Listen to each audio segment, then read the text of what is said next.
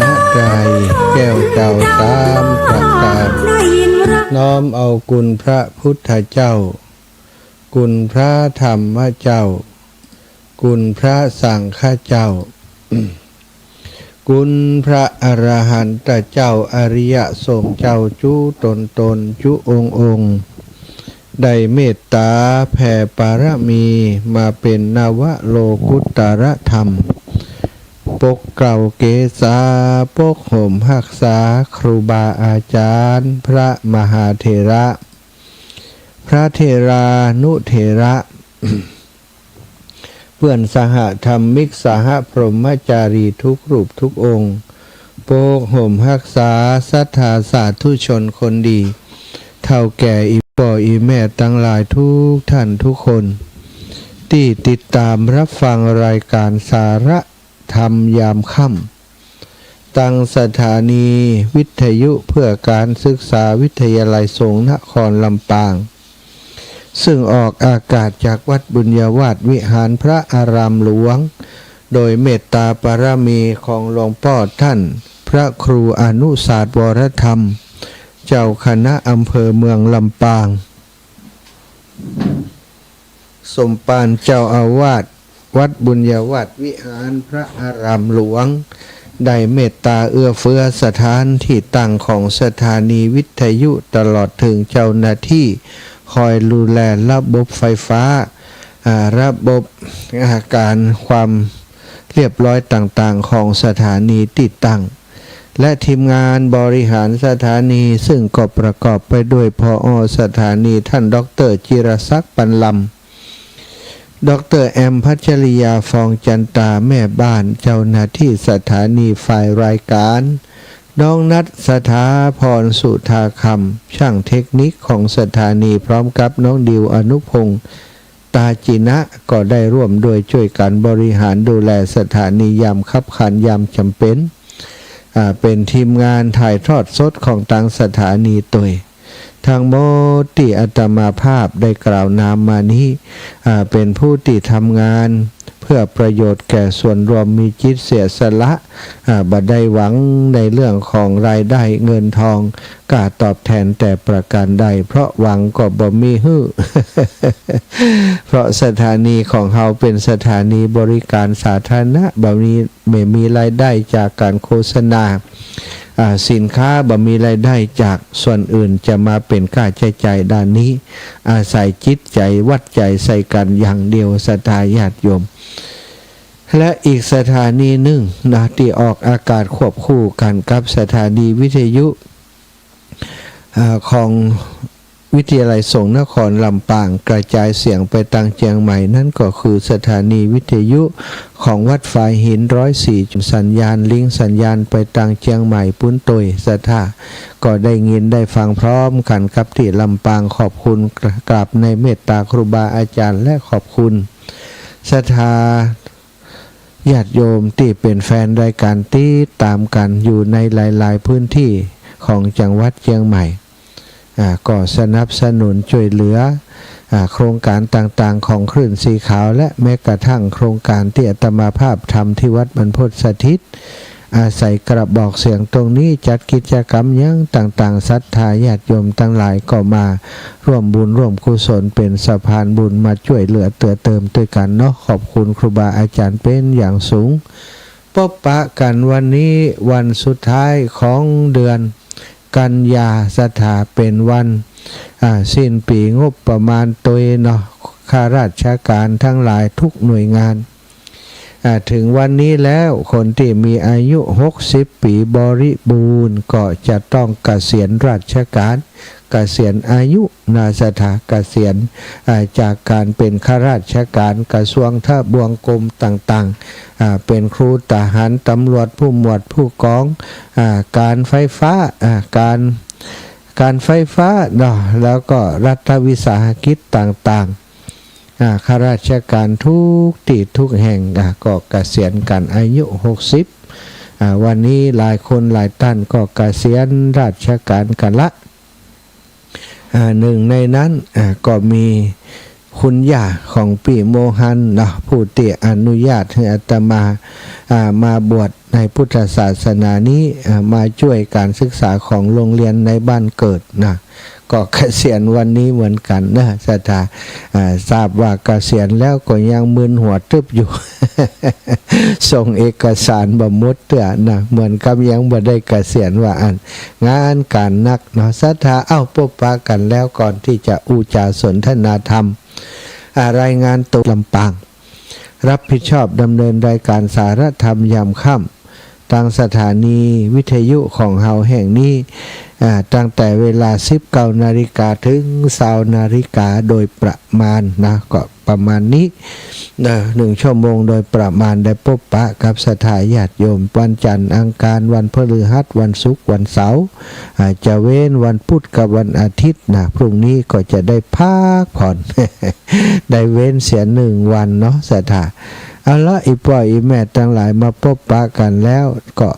ปากันทำวัดสวดมนต์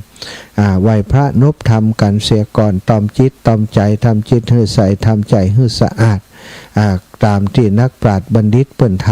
ำเป็นแบบอย่างให้เฮาทั้งหลายได้หู้ได้หันตลอดมาเพื่อต่อจากนี้จะได้อุจาสนทนาธรรมอันเป็นสิ่งสำคัญอย่างยิ่งที่มีประโยชน์ต่อหมู่เฮาเจ้าขาดทั้งหลายเนาะกราบพระพร้อมกันกราบ1พุทโธเมนาโธ กราบ2ธัมโมเมนาโธกราบ3สังโฆเมนาโธ อิมินาสากาเรนะพุทธังอภิปูชยามิอิมินาสากาเรนะธัมมังอภิปูชยามิอิมินาสากาเรนะสังฆังอภิปูชยามิอระหังสัมมาสัมพุทโธภควาพุทธังภควันตังอภิวาเทมิกราบสวากขาโตภควตาธัมโมธัมมังนะมัสสามิกราบสุปฏิปันโนภควโตสาวกสังโฆสังฆังนะมามิกราบนะโมตัสสะภะคะวะโตอะระหะโตสัมมาสัมพุทธัสสะนะโมตัสสะภะคะวะโตอะระหะโตสัมมาสัมพุทธัสสะนะโมตัสสะภะคะวะโตอะระหะโตสัมมาสัมพุทธัสสะพุทธังสารนังกัจฉามิธัมมังสารนังกัจฉามิสังฆังสารนังกัจฉามิตุติยัมปิพุทธังสารนังกัจฉามิตุติยัมปิธัมมังสารนังกัจฉามิตุติยัมปิสังฆังสารนังกัจฉามิตาติยัมปิพุทธังสารนังกัจฉามิ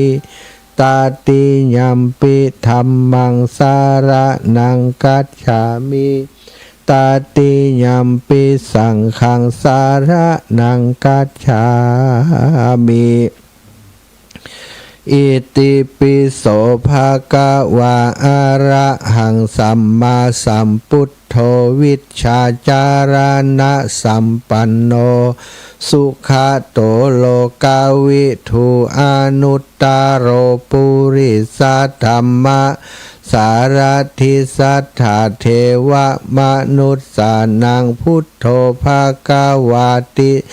สวากขาโตภะคะวะตาธัมโมสันทิฏฐิโกอากาลิโกเอหิ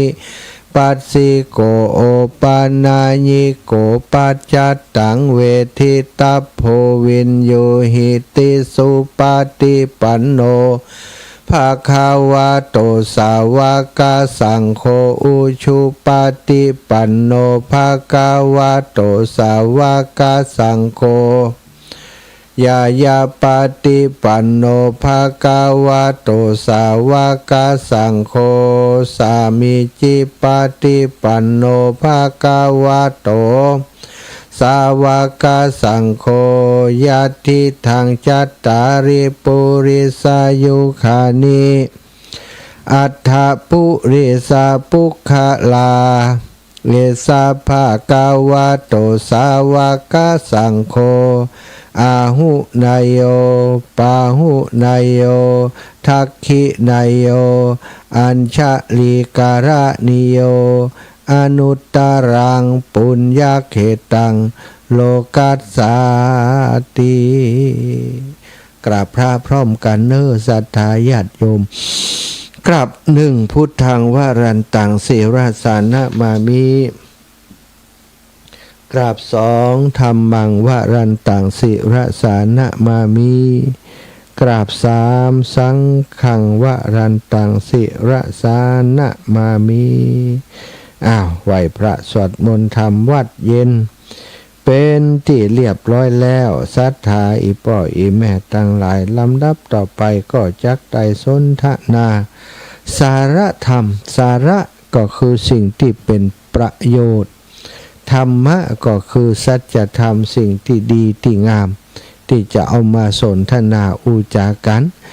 เรื่องของทานเรื่องของศีลเรื่องของภาวนาเรื่องกิจกรรมอันเป็นประโยชน์เหล่านี้ก็คือสิ่งที่เป็นสาระที่จะนำมาสนทนาอุจากันสาระธรรมวันนี้นำเสนอเรื่องของชีวิตคนเฮาการเดินทางของชีวิตของคนเฮาเป้าหมายชีวิตของแต่ละคนอาจจะบ่เหมือนกันศรัทธาญาติโยมโดยธรรมชาติแล้วก็จะแบ่งเป้าหมายของชีวิตเป็นอย่างแต่ละช่วงวัยเด็กเป้าหมายของเด็กเป้าหมายของครอบครัวที่มีร่วมกันกับเด็กอาจจะบ่ได้หู้ซึกหู้สายอย่างบ่ได้ตั้งเป้าหมายอย่างไว้สักเท่าใดแต่พ่อแม่ก็ปลูกฝังว่าให้ลูกต้องมีเป้าหมายนะส่งลูกเข้าไปเรียนพ่อแม่มีเป้าหมายว่าลูกฉันจะต้องเรียนโรงเรียนดีๆเรียนโรงเรียนดังๆเรียนโรงเรียนที่ครูเก่งๆเรียนโรงเรียนที่มีคนนัก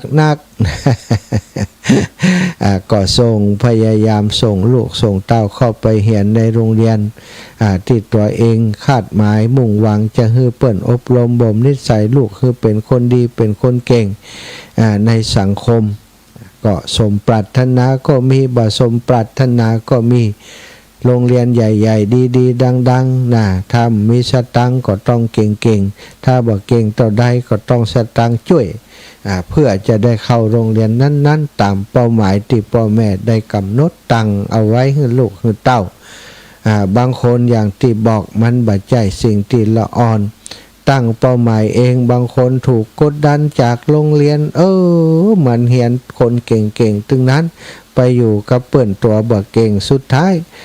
ก็เป็นแกะดำแกะดำก็คือกาดำแกะดำเหมือนกัน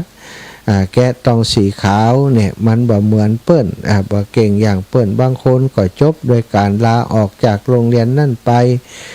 บางคนก็มีปัญหาอย่างต่างๆมากมายจะให้อยู่ต่อต้องอย่างโน่นอย่างนี้สัปปะเนาะเป้าหมายหลายๆคนจบจากโรงเรียนก็เป้าหมายต่อไปก็เป้าหมายเข้ามหาลัยจะอยู่มหาลัยใดก็ต้องเลือกมหาลัยดีๆสำหรับลูกหลานของตัวเองพ่อแม่มีตังนักก็ต้องเลือกไปลงมหาลัยที่ดังๆเด่นๆดังๆอาจจะใช้เงินมากมายก็สู้บางคนเป็นลูกของเจ้าให้เจ้านาพ่อแม่บ่ได้เป็นราชการบ่ได้มีเงินเดือนเงินดาวกินแต่ว่าลูกสอบได้อย่างใดก็ต้องส่งเข้าไปเรียน กูนียืมสินขายเลือกสวนไร่นาบ้านช่องหอย้อมขายเพื่อให้ลูกบรรลุเป้าหมายตั้งใจไว้จบการศึกษามาก็เพื่อจะเดินต่อไปเพื่อจักให้ได้งานทำบางคนก็มีโอกาสได้ทำงานตามที่ศึกษาห้ำเฮียนมาไปสอบไปสอบติดเป็นครูบาอาจารย์เป็นทหารเป็นตำรวจเป็นข้าราชการการปกครองท้องถิ่นต่างๆแล้วแต่สาขาวิชาที่เฮียนมาเฮียน100 คนจะสอบได้แค่สัก10 คน หรือว่าบัดถึงขนาดนั้นก็ได้ศรัทธาญาติโยมอาจจะ 4-5 คนแสดงว่าประชากรที่จบมาแล้วก็บัดได้งานทำดังที่ตั้งใจก็มีเยอะกว่าคนที่ได้งานทำคนที่ได้ทำงานก็สมหวังศรัทธาเนาะคนที่อยากเป็นครูเฮียนครูมาสอบครูได้พ่อแม่ดีอกดีใจสอบตำรวจได้เป็นนายร้อยนายพลนายพันพ่อแม่ดีอกดีใจที่ลูกได้ทำการทำงานเป็นข้าราชการเป็นพลที่มีเกียรติในสังคมคนก็เคารพนับถือนับนาถือตาไว้สาบางคนลูกเจ้านาเฮียนนิติศาสตร์มาไปสอบได้เป็นไปได้เป็นถึงในอำเภอได้เป็นผู้ว่าบางคนเป็นชาวนาสัตว์มีเกียรติมีศักดิ์ศรีทำให้พ่อแม่พลอยมีเกียรติมีศักดิ์ศรีไปตัวศรัทธาญาติโยมทั้งหลายถามคนที่ใกล้ที่จะเกษียณกู้คนเก้าอิดขนาดไข่ออกวันนี้วันผู้ใกล้ขนาดไข่ล้าออก ไข่ล้าออกมันหื้อแล้วหื้อรอดเนี่ยก่อนที่จะเกษียณปี2 ปีนี่งานมันอย่างปล่ำปเหลืองานโน่นงานนี้แล้วก็มันมีหั่นอย่างศรัทธาญาติโยมความเจริญของสื่อต่างๆเนาะความเจริญของโลกการพัฒนาของโลกคนในยุคเก่าสมัยก่อนเขียนหนังสือจดอ่านบนกระดานเขียนลอกไปลอกใส่กระดาษเอาไปอ่านที่บ้านหนังสือมีอยู่เล่มเดียวสมัยก่อนมีของคุณครูเท่านั้นหลักสูตรการเรียนนักเรียนเนี่ยอย่างไรจดไปเอาซะแต่ปัจจุบันนี้บางอย่างอ่านแล้วบก่อนนี้มีหนังสือมีหนังสือครบบางทยับมาก็มีหนังสือมีสมุดมีปากกาครบหมดจากที่หาเขียมหายากมีปากกาด้ามเดียวมีดินสอด้ามเดียวมีสมุดเล่มเดียวหลายวิชาห่วมกันปัจจุบันนี้สมุดหนังสือเปเลอะเปเตอบ่มีใครสนใจแล้วมีหนังสืออยู่ในแท็บเล็ตเห็นตั้งแท็บเล็ตมีหนังสืออยู่ในหันหมดบทเรียนที่คุณครูเปิ่นสอนก็สามารถถ่ายภาพเก็บไว้หรือว่าบางเตื้อคุณครูเปิ่นก็ส่งเอกสารที่สอนมาบ่จำเป็นต้องจดบ่ต้องเลคเชอร์ฟังอย่างเดียวหรือว่าบางทีก็บ่ฟังครูแต่ว่าฟังจากที่เปิ่นใจสื่อเทคโนโลยีในการสอนนี่ก็เป็นความเจริญแล้วก็ระบบเอกสารบก่อนนี้สมัยเขียนมือเนาะรายงานอย่างต่างๆเขียนมือหนังสือลาครูเขียนมือเดี๋ยวนี้ลายไปกำเดียวของหู้เลี่ยงกันแล้ว ชมรมผู้ปกครองครูกับนักเรียนครูกับผู้ปกครองสื่อสารกันนักเรียนบ่สบายนักเรียนไปโรงเรียนบ่ได้คุณครูก็ไลน์ไปบอกผู้ปกครองก็ไลน์ไปบอกคุณครูมีกิจกรรมอย่างที่โรงเรียนบ่ต้องบอกผ่านละออนแล้วบอกติดต่อตรงมาหาผู้ปกครองว่าจะมีกิจกรรมโน่นนั่นนี่วันนั้นวันนี้นี่ตั้งคุณครูกับผู้ปกครองติดต่อสื่อสารกันโดยตรงบ่มีหนังสือใบลาแล้วก็ในยุคสมัยต่อมามีพิมพ์ดีดมีอย่างพิมพ์ดีดมือแป๊กป๊อกแป๊กปล็อกป๊อกแป๊กต่อมาพิมพ์ดีดไฟฟ้าต่อมาไม่ต้องเลยมีคอมพิวเตอร์ขึ้นมาก่อนนี่พิมพ์ดีดต้องเอาไปโลเนียวเพื่อจะทำเอกสารขึ้นมาบัดเดียวต่อมา ก็ดีขึ้นมาแหมน้อยโลเนียวอยู่แต่ว่าระบบการโลเนียวชัดเจนขึ้นมาต่อมาพิมพ์แล้วเอาไปถ่ายเอกสารบัดเดียวนี้บัดต้องแล้วพิมพ์ก็ปิ้นเลยสถาพิมพ์ในคอมพิวเตอร์สั่งปริ้นออกมาเป็นแผ่นอันนี้คือความเจริญแล้วก็ในยุคปัจจุบันนี้นะ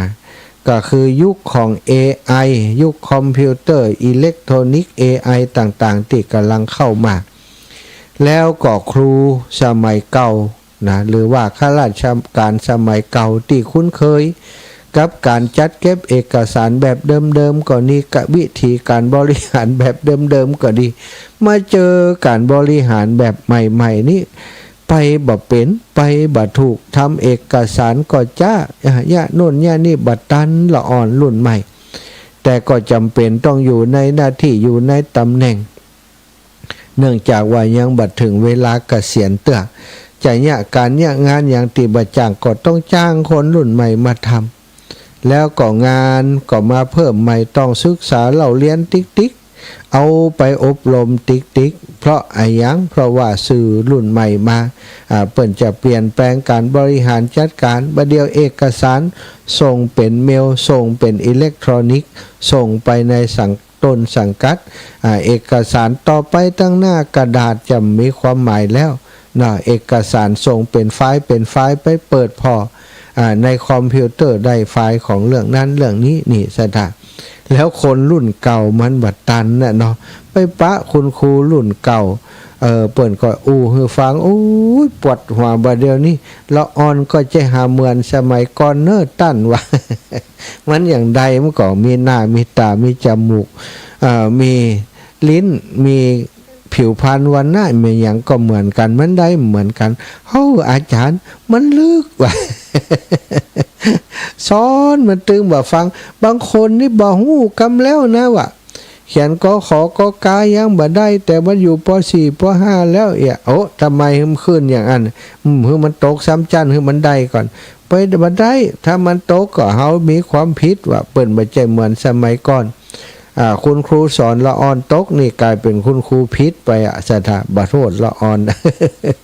อีดใจแล้วก็ละอ่อนมันลึกนะสถาลึกบ่ฟังยังสั่งอย่างบัญญัติใจบวกจะเขียนจะตีก็บ่ได้แล้วก็งานเอกสารก็เยอะเหลือเกินปัจจุบันต้องทำนู่นทำนี่คนที่เป็นครูนี่นักสถาครูก็ดีทหารตำรวจทหารตำรวจนี่ถ้าเปลี่ยนแปลงการปกครองมีผู้บริหารมาใหม่เปลี่ยนรัฐมนตรีมาใหม่เปลี่ยนนโยบายแหมแล้วหรือนโยบายเก่าขวางมานโยบายใหม่โน่นนั่นนี่ก็อิดหนักหนาทำให้หลายคนเกิดทำงานมาหลายปีเกิดความเบื่อหน่ายทั้งที่ก่อนที่จะทำงานนี่บางคนนี่มีความฝันมีความปรารถนาอยากจะทำอาชีพนั้นอยากจะทำอาชีพนั้นเปิ้นบอกว่าสุดท้ายเขาก็บอกว่าอาจารย์เฮ้ยคนในอยากออกคนนอกอยากเข้า คนที่ว่าฮู้เรื่องก็อยากจะไปเป็นพยาบาลอยากจะไปเป็นคุณหมออยากจะไปเป็นทหารตำรวจอยากจะไปเป็นครูบาอาจารย์มันอย่างว่านะที่ว่าก็คือมันมีเกียรติมีศักดิ์ศรี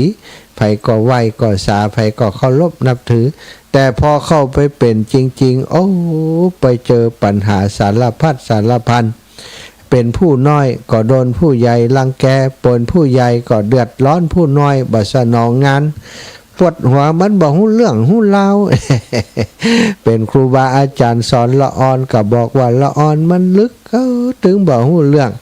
บางคนก็ตึงแต่นะสถานละอ่อนบัดเดียวนี้เป็นสมาธิสั้นกันเยอะเฮียนบ่ค่อยฮู้เรื่องแต่เล่นนี่เน็ตเล่นเกมเล่นโทรศัพท์นี่แล้วเป็นเด็กติดโทรศัพท์เป็นเด็กที่โมโหร้ายครูอย่างบ่ถูกใจปึงปังด่าทอคุณครูตบตีคุณครูก็มีอย่างที่เฮาได้ฟังข่าวสถาอันนี้ปัญหาเหล่านี้มันจึงทำให้คนที่เป็นข้าราชการทั้งหลายโดยเฉพาะวัยที่ใกล้เกษียณ 4-5 ปีก่อนจะเกษียณนี่โอ้ปัญหาต่างๆมันนักมันพรั่งพรูเข้ามาบางคนก็ถึงกับอยากจะลาออกคือไปป้นเหียอยากจะลาออกบางคนก็ถึงกับลาออกearlyหรือว่าเกษียณตัวเองก่อนเวลาไปเนี่ยสถานเพื่อจะตัดปัญหาเรื่องความบ่ม่วนอกบ่ม่วนใจที่อยู่ทำงานนี่ก็มีนักมีหนาเนาะวันนี้หลายๆคนที่เป็นข้าราชการเก่าก็คงจะหู้ดีที่ฟังรายการอยู่แล้วก็สำหรับคนที่เปิ้นเป็นกำลังเกษียณวันนี้นี่เนาะก็คงจะหู้ตัวดีแล้วว่าพอเกษียณแล้วสิ่งที่ตั้งเป้าหมายไว้ตั้งหน้าบางคนบ่ได้เตรียมตัวอีปออีแม่ทั้งหลายว่าเกษียณแล้วจะเนี่ยอย่างจะอยู่อย่างใดตื่นเจ้ามาจะไปทำอะไรทำไมเพราะปกติตื่นมาเจ้าอาบน้ำอาบท่าแต่งตัวป้าแปรงแต่งตัวกินข้าวกินน้ำไปทำงานหิ้วกระเป๋าไปทำงานขับรถออกไปทำงานนั่งรถนั่งเรือออกไปทำงานเป็นกิจวัตรประจำวันบางคนทำมา 4-50 ปีจนคุ้นเคยกับการเตียวการเดินทางการไปทำงานนั่งในที่ทำงานทำนู่นทำนี่วันๆบ่ได้ว่างวุ่นวายอยู่ตลอดแต่นับแต่วันพรุ่งนี้เป็นต้นไปศรัทธาญาติโยมตื่นเช้ามาสบายแล้วไม่ต้องไปไหนอยู่กับบ้านอยู่บ้านอยู่ไปอยู่มาก็ถ้าจะเบื่อเนี่ยอย่างต่อกับนี่เนี่ยถ้ายิ่งคนบ่จ้างเนี่ยการเนี่ยงานอย่างต่างๆบ่มีสังคมเอาไปเอามาสุดท้ายจะกลายเป็นคนซึมเศร้าไปก็มีจากการที่เคยเป็นข้าราชการชั้นผู้ใหญ่สูงนี่นายพลนายพันผู้ว่าในอำเภอไปที่ไหนไผก็ไหวก็สาไปที่ไหนเปิ้นก็ตั้งแถวฮับนี่มีอำนาจมีวาสนาอยู่ในตำแหน่งแต่พอหมดตำแหน่งแล้วลูกน้องที่เคยเตียวมาหามาพ่อมาแวะมาเวียนมาดูแลก็จะเริ่มห่างหายไปทีละนิดบางครั้งบางทีปะกันกลางกาดมันก็จะบัดตักแล้วมันแข่งคาลิบาหันมันเดินลบไปทางอื่นเหี่ยก็มี นี่สภาวะอย่างอันนี้จะเจอแน่นอนสำหรับคนที่เกษียณไปแล้วก่อนเกษียณมีอำนาจวาสนาพอจะเกษียณแฮมวัน2 วันหรือแม้กระทั่งวันนี้จะเริ่มหันแล้วเนาะคนเริ่มจะบ่มาใส่ใจบ่มาสนใจเฮาแล้วจะสนใจคนที่กำลังมารับตำแหน่งใหม่คนที่เกษียณไปนี่อุตส่าห์อย่างดีเท่าใดคนก็บ่ปรบมือนะแต่ว่าคนใหม่ที่จะมาแทนหัวหน้าใหญ่ที่จะมาแทนอย่างน้อยเขาก็ปรบมือ ความสำคัญถูกเปลี่ยนมือไปหลายๆคนทำใจบ่ได้ศรัทธาวางตัวบ่เป็นทำใจบ่ได้เคยเป็นใหญ่อย่างใดก็อยากจะให้คนทั้งหลายหันตัวว่าเป็นใหญ่อย่างอันแต่ว่าพอถอดหมวกออกแล้วคนก็บ่ฮู้จักแล้วนะบ่ฮู้จักว่าคนนี้เป็นไผอย่างใดบ่ได้สนใจแล้วสนใจแต่คนที่เปิ้นสวมหมวกอยู่เท่านั้นคนที่มีอำนาจวาสนาอยู่เท่านั้นอันนี้เป็นเรื่องของโลกกธรรมมีลาภเสื่อมลาภมียศเสื่อมยศมีสรรเสริญก็มีนินทามีทุกข์ก็มีสุขสัทธะมีสุขก็มีทุกข์เนี่ยนั่นเป็นเรื่องที่จะต้องเกิดขึ้นในสำหรับคนทุกเพศทุกวัยสัจธรรมนี้จะปรากฏชัดกับคนที่ทำงานประจำแล้วถึงเวลาเกษียณมาจะเจอภาวะอย่างนี้หลายๆคนกลายเป็นโรคซึมเศร้าไปเลยนะมีคนหนึ่งได้คำเนี้ยว่าก่ายเบื่อขนาดใครออกวันนี้วันพุกเนี่ยใครออกขนาดนักเนี่ยสุดท้ายพอถึงวันเกษียณมางานเลี้ยงเกษียณเปิ่นถึงว่าบุคคลท่านนี้ได้ทำประโยชน์แก่โรงเรียนแก่ชุมชนมานักมาหนาในโอกาสนี้จะหมดโอกาสจะออกจากตำแหน่งไปแล้วอยากจะให้อย่างสักเล็กสักน้อยกับตังโรงเรียนกับตังคุณครูกับตังชุมชนบางคนไปตัวให้ไปตัวเพราะว่าอยู่มาเมินพอจะจากเกิดความหวังหาอะไรอย่างบอกบัดถูกมันง่อมมันเหงา บอกว่าถ้าออกไปแล้วก็จะแวะเวียนมาอยู่จะมาหาละออนจะมาหาคุณครูทุกอย่างจะเหมือนเดิม พอออกไปแล้วศรัทธาญาติโยมหลายๆคนก็หวนกลับมาโรงเรียนละเพราะบ่มีบทบาทบ่มีหน้าที่ไปก็เป็นครูเขาบ่ได้เป็นครูที่สอนอยู่หั่นบ่มีอำนาจวาสนาอย่างแล้วบางคนเป็นถึงระดับผอกลับเข้าไปในโรงเรียนคุณครูที่เคยยำเกรงต่างๆก็เดินไปคนละที่ละทางบ่สนใจก็มีอยู่คนหนึ่งเปิดนั้นคนที่เปิดนั้นกายใครออกขนาดอีก เพื่อนเล่าให้ฟังว่าตื่นเจ้ามาไปโรงเรียนอาบน้ำอาบท่าแต่งเนื้อแต่งตัวไปโรงเรียนคนอายุ60แล้วเนาะแล้วก็เปิ้นก็เหมือนกันกะเขาเลี้ยงส่งค่ำคืนที่ผ่านมาเรียบร้อยลาคุณครูลานักเรียนเรียบร้อยพอตกอีกวันหนึ่งซึ่งเป็นเจ้าวันจันทร์แกก็พอปฏิทินเจ้าวันจันทร์ก็ลุกขึ้นมาตามปกติเข้าไปอาบน้ำอาบท่าเข้ามาแต่งตัวอลกกกักภรรยาก็ทำกับข้าวอยู่ตั้งหลังบ้านแกแต่งตัวพอจะเสร็จนะเนาะภรรยาของเปิ่นก็เดินออกจากครัวมาหันตัวจะไปไหนวะ ตัวจะไปไหนนี่แต่งตัวนี่ก็ไปโรงเรียนกะวันนี้วันจันทร์น่ะตัวเกษียณแล้วไม่ใช่กะวะสัตว์ โอ้อินโดแกบอกว่ากัดอกตึกขึ้นมาเลยว่ะความรู้สึกที่ว่าจะไปโรงเรียนน่ะจะไปโรงเรียนอยู่จะไปสอนอยู่นี่มันเป็นปกติที่แกไปทุกวันน่ะพอเป็นอย่างอันมาปุ๊บแกจึ๊กเลย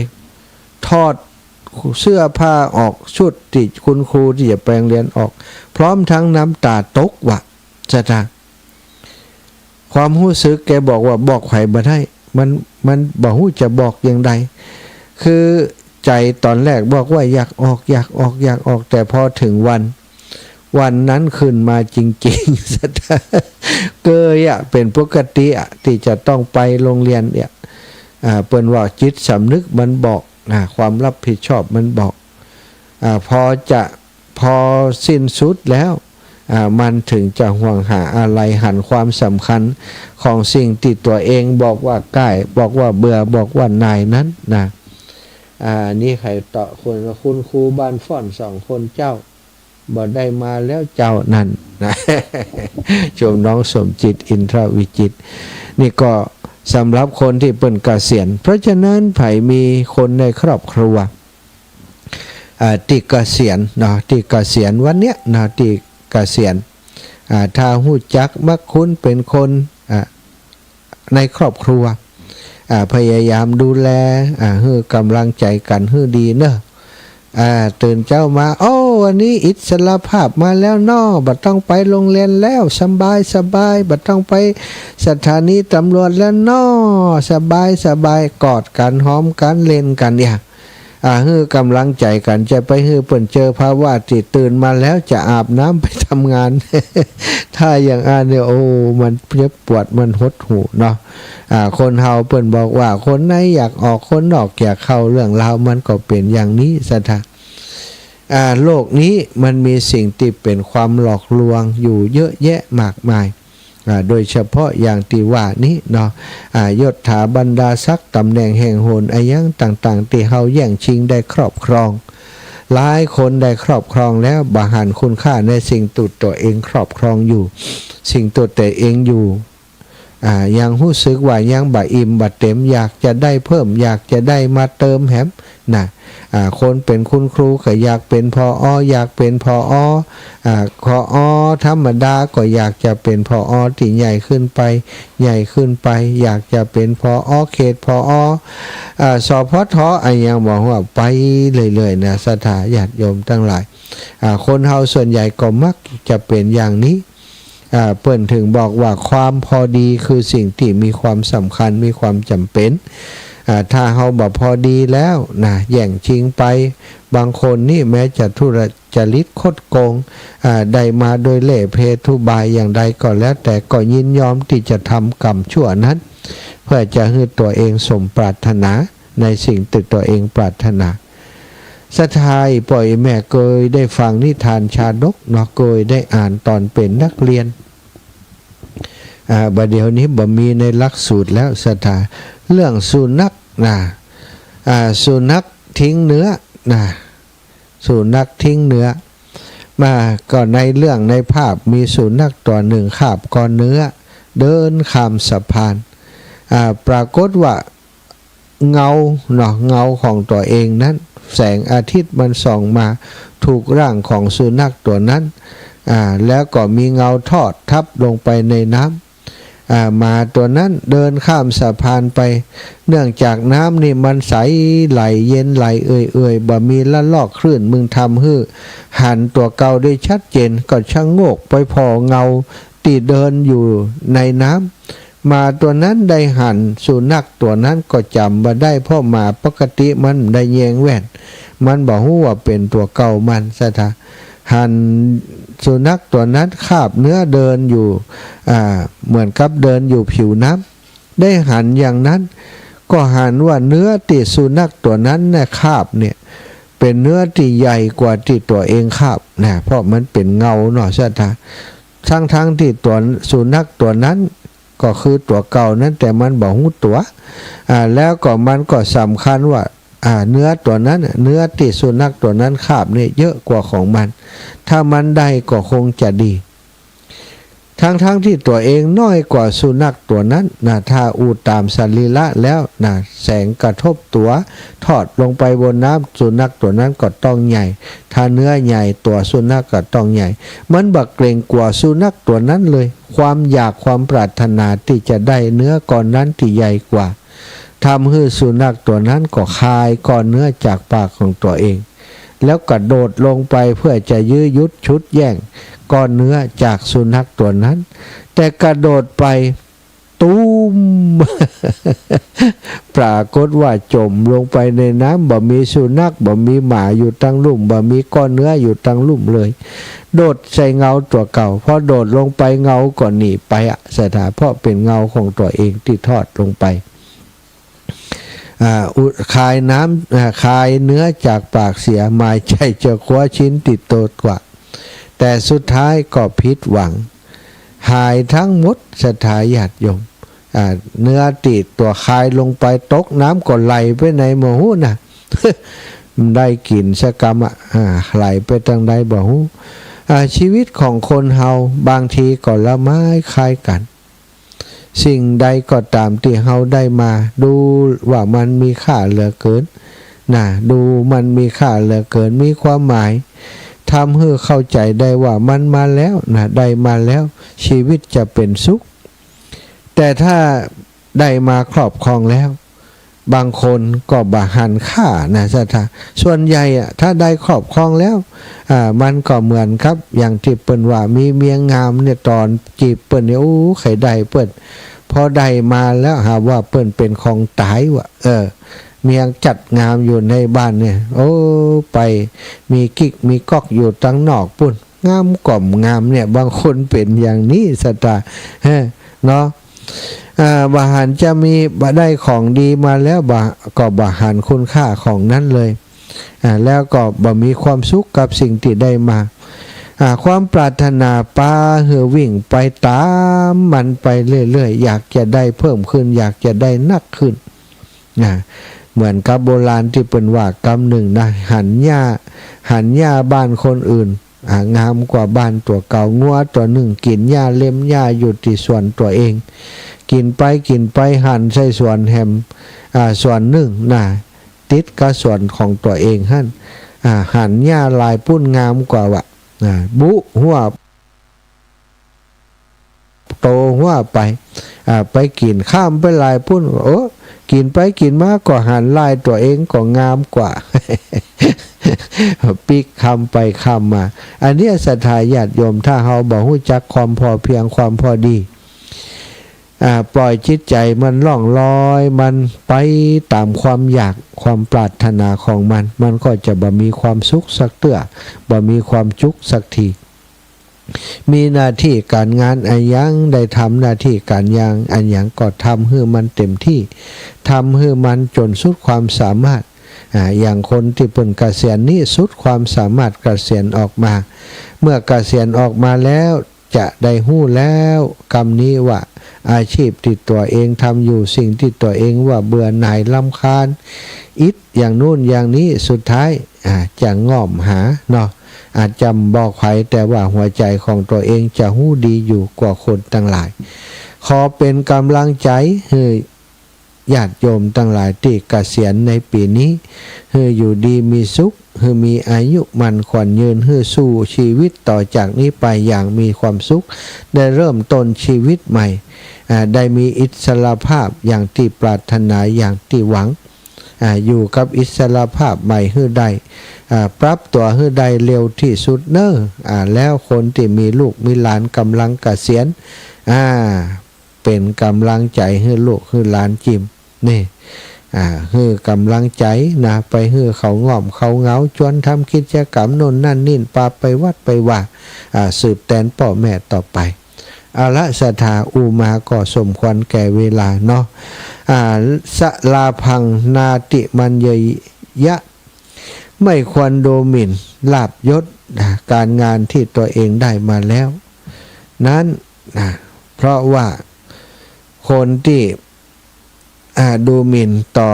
ฐานะต่อตำแหน่งต่อสิ่งที่ตัวเองได้มานั้นคือถ้าบ่ยินดีในสิ่งที่ตัวเองได้มาก็จะเป็นทุกข์กับสิ่งที่จะต้องแสวงหาไปตั้งนานอยู่เรื่อยไป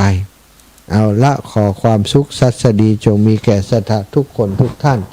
ก่อนที่จะเปิดสายก็ขอขอบคุณกับสถานาบุญทุกคนอีป่ออีแม่ตั้งหลาย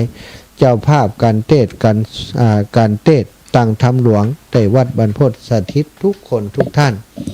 ขอสุมาอภัยกับหลายๆคนที่อาตมาเปิ่นจะมากัมาเขาก็คนมันนักบอกว่าเปิ่นมากับบ่มาแล้วก็บ่ได้อ่านเอกสารสำหรับคนที่เป็นเจ้าภาพเนาะบางท่านบางคนก็ขอสุมาอภัยเป็นอย่างยิ่งเป็นอย่างสูงแต่ว่าอาตมามีความมั่นใจมีความเชื่อมั่นว่าศรัทธาที่ให้หอมมาบ่ได้หวังว่าจะได้ชื่อเสียงจะได้ต้องทำนู่นทำนี่เนาะ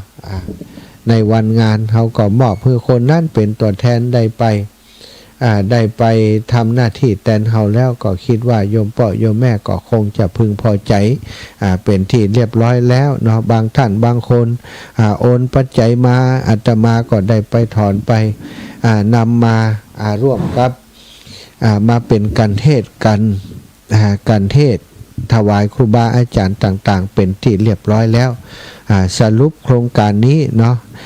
ได้ปัจจัยเข้ากองทุน80,000 กว่าบาทแล้วก็มีค่าใช้จ่ายทั้งหมดก็10,000 กว่าบาทเหมือนกันสุดท้ายก็ร่วมแสนเนาะถึง3ยก3รอบนี้นะค่าใช้จ่ายบอกว่าจะเป็นเรื่องสังเรื่องอายังต่างๆเรื่องของที่เอามาบริหารจัดการต่างๆนั้นนะก็เป็นตลอดถึงที่ได้ถวายครูบาอาจารย์ที่เป็นมาเทศด้วยนะ100,000 กว่าบาทก็สรุปรวมๆแล้วยอดปัจจัยทั้งหมดที่ศรัทธาญาติโยมสนับสนุนร่วมบุญมา200,000 กว่าบาทในงานโครงการตั้งธรรมหลวงในครั้งนี้ก็ขออนุโมทนาบุญกับทุกคนทุกท่านที่สนับสนุนทำให้งานที่เฮาได้คิดได้ทำกันมาลุล่วงไปด้วยดีเนาะศรัทธาญาติโยมวันพรุ่งนี้พี่น้องบ้านหัวฝายติ่มได้ไปสวดมนต์ที่วัดวันนี้เนอะบางพ่องไปสวดมนต์ที่วัดวันพรุ่งนี้โยมแม่กาบแก้วศรีอินแก้วได้นิมนต์ไปโปรดศรัทธาไปบิณฑบาตที่บ้านหัวฝายเนาะก็จะไปบิณฑบาตหัวฝายครับบ้านป่าแล้วเนอะบ้านกาดเมฆเนาะบ้านกาดเมฆแม่สุกโยมแม่สุกคำป่าแล้วนะวันพรุ่งจะไปบิณฑบาตเนาะ น้องก้อยบอกคือแม่อีแม่จิมเด้อบางทีเปิ้นบ่ได้ฟังทางวิทยุนะ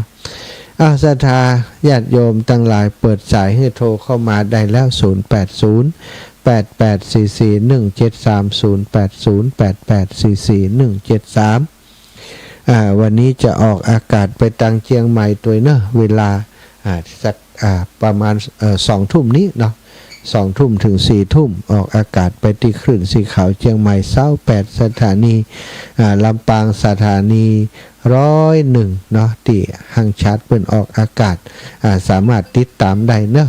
วันนี้นิมนต์ครูบาอาจารย์วัดน้ำท้องเนาะพระอาจารย์มหานฤดลมหาปัญโยได้เป็นองค์เตศเจริญพรแม่เจ้ากราบนมัสการเจ้าแม่ขออนุโมทนาธรรมะคืนนี้นะเจ้าแม่ฟังก็เข้าใจดีเนาะจะชัดเจนดีเจ้าชัดเจนดีน่าเชียงใหม่เนาะวัดไฟหินสุดยอดสถานีอย่าฝนตกกับเจ้าท่านตกเป็นช่วงแต่บรรนักแม่ติวัดนะติอื่นเยอะอยู่บ้านข้าเจ้ากำลังยุดประเดี๋ยวเนี่ยตั้งนาวตั้งไงตั้งเชียงใหม่ก็ระวังเพราะว่ามีฝนตกนักเกินนั้นเกินปริมาณนะขีดอันตรายตีเวียงแหงคุณแม่เจ้าเวียงแหงเนี่ยยังไม่ห้องสอนเห็นเนาะใจตกนักตามที่เขาบอกนะตามที่เขาบอกเลยเจ้าเป็นกำลังใจเจ้าสาธุเจ้าลวดประชาสัมพันธ์เนอะศรัทธาญาติโยมพี่น้องตั้งเชียงใหม่นะเฝ้าระวังที่อยู่ใกล้น้ำเนอะน้ำเลยขีดปลอดภัยเนาะเข้าสู่ขีดอันตรายตั้งแต่เวียงแหงมาแล้วน้ำปิงที่จะไหลลงสู่น้ำปิงเนอะตั้งเวียงแหงมาถึงเชียงดาวมาถึงแม่แตงนี่คือระมัดระวังแล้วก็แถวแม่แตงแถวเชียงดาวก็ตกเยอะนะเวียงแหงนี่ขนาดนักเลยแม่น้ำเวียงแหงนี่ท่วมตลอดสายจะเข้ามาสู่เชียงดาวตอนนี้น่าจะถึงเชียงดาวแล้วเนาะแล้วก็จะเข้าสู่แม่แตงแม่ริมก็คอยเฝ้าระวังกันติดตามข่าวสารของทางราชการตัวเนอะอีแม่ตันทั้งหลายตั้งลำปางส่งเสียงมาหน่อยสิลำปางได้ยินไหมลำปางว่าอย่างใดลำปางมีไผสักคนลำปางนี่ลำปางนี่โทรหาอาจารย์สมชาติได้โทรน้อยเลยไม่ค่อยโทรแล้ว บางฝ่องว่ากลัวด่าว่าด่ากะเคยด่ากะฮะถ่ายจะเคยก็อันละกันเนาะบางคนหันลึกนี่กันเนาะสัตว์ขอเช็คขอลำปางลำปางนี่แปลกใจวันนี้ดับปิงนี่ถ้าลำปางปกติถ้ามันบอกออกสถาจะโทรเข้ามาเนาะโยมน้องสมจิตบอกว่าชัดเจนดีเจ้าแสดงว่าลำปางออกอยู่เจริญปอนท่านอาจารย์ยายถวายความเคารพครับฝนตกหนักไหมอาจารย์ไม่หนักไม่หนักนะทางเวียงแหงตกเยอะมากน้ำท่วมสาธุครับอาจารย์ครับเจริญปอนี่แม่ฟังอยู่เนี่ยลูกออกอยู่เนาะเจ้าออกก้าเพื่อนให้อย่าไปวัดกันเนาะไม่ค่อยมีใครโทรแม่กับแก้วกับไว้วัดคุณน่ะเจ้าแม่ผมได้ไปได้เปิดนะแม่ไม่หมู่บ้านนี่เปิดมันจะไปนอนมันค่อยหลวงอ่ะเจ้าแก้วผมจะไปนอนไปสวดมนต์ได้สวดมนต์ก็กลับเนาะเจ้าแม่กับสวดสรุปแล้วตะกี้สาธุเนอสาธุเจ้าจะเลินปอนแม่แก้วแม่อยากแก้วบ้านกาดโป่งฟังอยู่เตลูกเด้อฟังอยู่แล้วฟังอยู่ชัดเจนดีก่อนจ้าเสียใจแต่กาจุกาไปจุไปตึกจุมาน้อยจุมาน้อยคืนน้อยกาจุมาน้อยคืนน้อยวันนาหอยช่วยน้องบนรักไปผุดนึงบอกเป็นก่อยแม่ว่าลำบากเป็นอย่างนี้เอา ว่ามันเป็นอย่างพระศรียามาแล้วเขาไปวันดาบุญมันก็นั่งเป็น เห็น อ ไหม ย่างนี้เอาเป็นไปกันได้ มันจะไปที่อื่นอยู่ ไม่อยากที่บอกโอ้ในขณะมาตลูกเยอะเนี่ยแกม เจ้า เออ เจ้าสาธุเจ้าแม่ เจ้าเป็นกำลังใจด้วยลูกเด้อ เจ้าแม่เจ้า เจ้าเจ้าเจ้า อ้าวแม่บัวเย็นจันทบโทรมาแห่ไหมแม่บัวเย็นตุ๊ดสองกำปิดเห็นเนี่ยหึ แม่บัวเย็นจันทบเอาโทรมาว่างแล้วสายว่างแล้วศรัทธาอีป่ออีแม่ตั้งหลายเนาะหลายคนหลายท่านก็เกรงใจความจริงเปิ่นก็อยากโทรแต่เปิ่นว่าอยากให้คนใหม่โทรพ่องเนี่ยคนใหม่ก็บอกให้กล้าโทรบางคนก็โทรบ่จังนะบางคนก็โทรบ่เป็นบางคนก็กดไปกดมาเปิ่นแซงไปเหี้ยเนาะแม่ย่าบัวเย็นจันทบมีอะไรเหรอทำไมไม่โทรมาอีกอ้าวหมดแล้วนะนับ1 ถึง 3ก็เดี๋ยวจะเปิดเพลงแล้วก็จะเข้ารายการไปแจ้งใหม่ใครจะโทรก็เจริญปอนแฮมสายเดียวเนอะ0808844173เจริญพรคุณแม่ วันนี้ไปไหน วันนี้อยู่วัดนี่แม่หลังกระเบื้องนี่จะเก็บกระเบื้องแปลงห้องครัวทั้งหลังนี่ เอานึกว่าจะมุงหลังคาติดหรือฮะน่ะ ตีเลือหั่นก็มุงเปิ่นกับมุงกันนั่นเปิ่นจ้างศาลาแม่ อ๋อ อืม จะเขาเป็นจ้างสลาเขาเอง ใช่เป็น ที่ จ้าง แม่ถามตุกตะวันว่าไอ้ตีนที่อันปักเตียนที่เขาไปถวายนะมีก็แบบมี อืม เวลาเขามาถวายเขาเอาคืนเนี้ยส่วนมากมีการมีงานเขาเอาลูกบ้านมากันเขาก็เอากลับเนี้ย อืมจีนตั้งเตียนก็ แม่ ถ้า ไป สอบ ตั้ง ได้ก็เอามาให้สัก3-4 อันบนน่ะกะ เอาปั้งอย่าง ต้ ก็ นกล้วยที่หนวดเพิ่งหนวดเตียนดีนั่นนะแล้วก็สุมหมากสุมผู อืม อืม เชาะเอามีกะเชาะหาก่อน วันนั้นดีๆแม่วันที่พระอาจารย์ว่าเป็นขยมวันในแม่ชอบเรามาหัน อืม อืม ถ้าก็ละเอาตีหมูตีเสียบแล้วนะกะ โอที่เสียบมันมีที่ไหนลูก มีอย่างใดเอ้า เด้อ ก่อน มัน ห มีอย่างก็ดี น้า กัน ตัวหมูฮันโหลเสร็จแล้ว ไม่รู้เรื่อง สาธุ เจ้าตุเจ้า เจริญพรแม่ลุนเตยาโอ้สายสุดท้ายเนอะ เจ้า เจ้าแม่ อาจารย์เจ้า ว่าเลย จะหมดเวลาแล้ว คุณได้ยินพี่เจ้าโดยโอ้นักอาหารนะ ล่ำมาสักครับมาก็ ไปหนูได้ทั้งสองเจ้า เจ้าสาธุเนอะทั้งเหมือนกันนะ แต่ตู้บุญรักษาอีแม่เวลาหมดเวลาขอนำรายการจากลาไปด้วยเวลาเพียงเท่านี้ ขอความสุขสัสดีจงมีแก่ศรัทธาสาธุชนทุกคนทุกท่านจัตตาโรธรรม